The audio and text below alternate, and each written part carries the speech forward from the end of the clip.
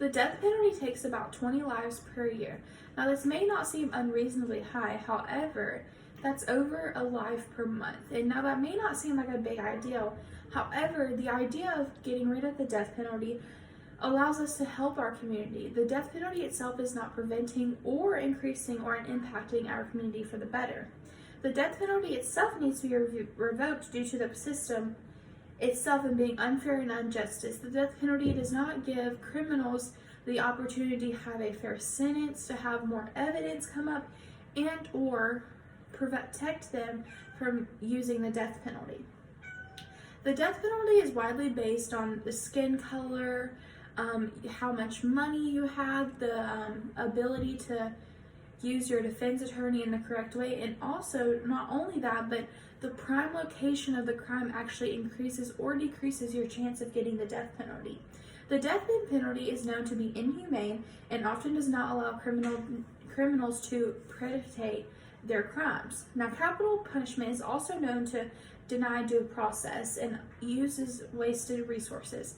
Now, by saying this, death penalty uses injections, chemicals, and so forth. Now, these chemicals are very limited. Therefore, the death penalty is not only using our resources, but also allowing us to have our limited resources wasted. This, however, does not indicate a lack of sympathy for the victim. So getting rid of the death penalty does not say that we are not saddened for the victims.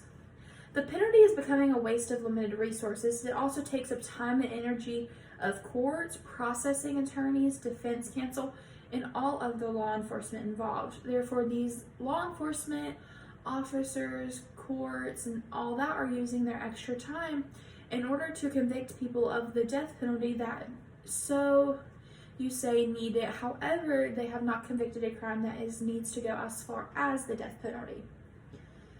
Not only that, but allowing the death penalty also says that convicting murder of another human being is okay. And the death penalty is to prove that that's not okay. However, the death penalty is taking the life of a human being, which is considered the most precious thing. This is emphasizing the tragedy of the death penalty and the tragic effect of violence. The penalty is also known to deprive an individual from the opportunity of benefiting from the incident. Therefore, if new evidence comes up, this allows the individual from the opportunity to benefit and gets a better sentence compared to the death penalty. Therefore, if more evidence comes up, the victim will allow the criminal to get a better sentence, more like maybe 25 years in the earlier days. Capital punishment is currently approved by the federal government in 28 states out of 50, and Georgia is in fact one of them. This is allowing each state to choose whether they think that their criminals in the prisons should have the ability to receive the death penalty. Now, in most cases, criminals themselves prefer the death penalty because this allows them not to suffer in jail. And most of the times the criminals live with no phone, no human communications, only with the cellmates they have. Now, in my opinion, instead of the death penalty, I believe that criminals should have to live with what they have done. I believe criminals should have to sit there and listen to stories, pictures, videos, memories of the families that have been affected by this tragedy. More or less, I believe they should have to relive in their own words of what they have done to a precious life. I also believe that programs should be put in place for these victims where they have to do things like work and, go to school as well in order to live the rest of their life.